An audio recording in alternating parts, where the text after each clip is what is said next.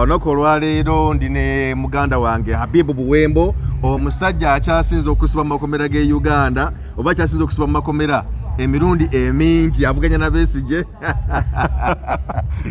So Habibu nsanyuse okulaba olwaleero. Tebiri mu kuvuganya.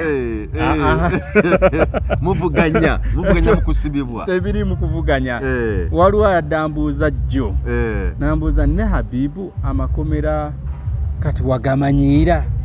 Ne mubuuza kyogamba bw'osanga omukazi azadde abaana bana ng'agenda muleeba omuganda engeri gy'olina experience y'abaana abana okutaano tajja kukuluma. Abajja kumuluma. Buli luzaalo ne peyini yaalwo.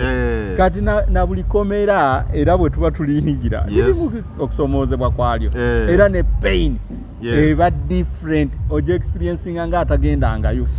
Habibu Buwembo gwe mbadde naye twogedde ebintu bingi nnyo.